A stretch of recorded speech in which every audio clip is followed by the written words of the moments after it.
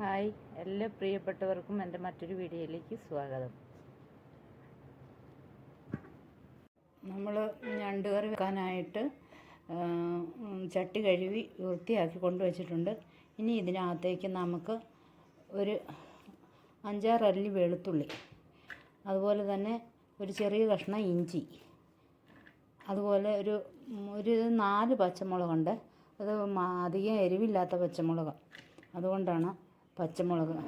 പിന്നെ ഒരു 2-3-4 അല്ലി ചെറിയ ഉള്ളിയും ഒരു വലിയ സവോള, പിന്നെ കുറച്ച് കറിവേപ്പില, ഇതെല്ലാം കൂടെ ഇട്ട് കൊടുക്കാം.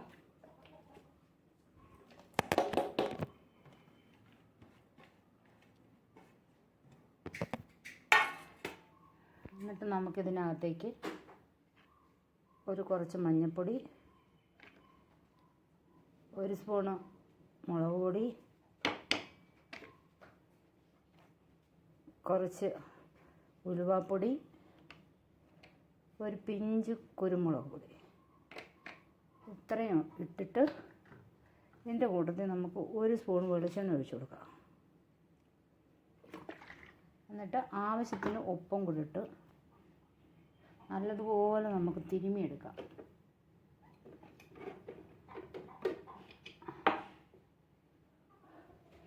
സാധാരണ നമ്മൾ ഇങ്ങനെയല്ല വെക്കുന്നത്. സാധാരണ മഞ്ഞൾപ്പൊടി, മുളക് പൊടി എല്ലാം ഇട്ട് നമ്മൾ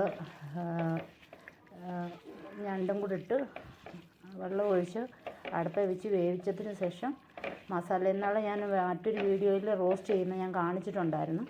ഇതിപ്പോൾ നമ്മളിതെല്ലാം കൂടെ നന്നായിട്ട് തിരുമെടുത്തിട്ടുണ്ട്. ഇനി നമുക്ക് മുളക് പൊടിയൊക്കെ അവനവൻ്റെ എരിവിനും ആവശ്യത്തിനും അനുസരിച്ച് ഇടാവുന്നതാണ്.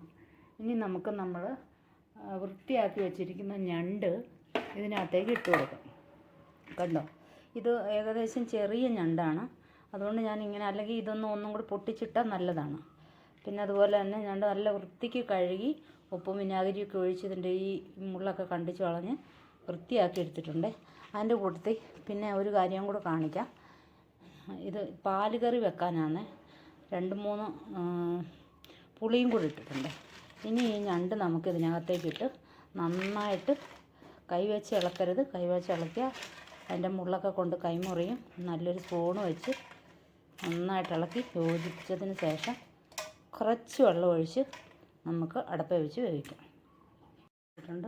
ഇനി ഇത് നമുക്ക്, ഞാൻ ചൂടുവെള്ളം ഒഴിച്ചേക്കുന്നത്, ഇനി നമുക്ക് അടച്ച് വെച്ച് നന്നായിട്ട് അടുപ്പിൽ വെച്ച് വേവിച്ചെടുക്കാം. ഞാനിത് വിറകടപ്പല്ല വെക്കുന്നത്.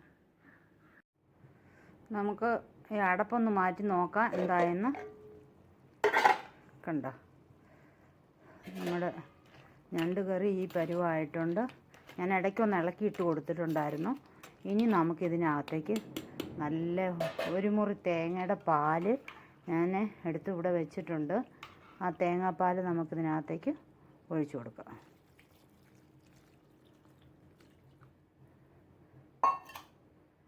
ഇനിയിപ്പോൾ ഇതൊന്ന് നന്നായിട്ട് തിളയ്ക്കട്ടെ. ഒന്ന് തിളച്ച് വരുമ്പോൾ നമുക്ക് ഇത് പാകത്തിന് കുറുകി നല്ല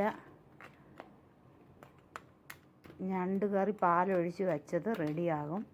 അപ്പോൾ ഇനി ഇതിനകത്തൊരു 2 സാധനം കൂടെ ചേർക്കാനുണ്ട്. അപ്പോൾ ഞാൻ കാണിക്കാമേ. ഒന്ന് തിളച്ചോട്ടെ.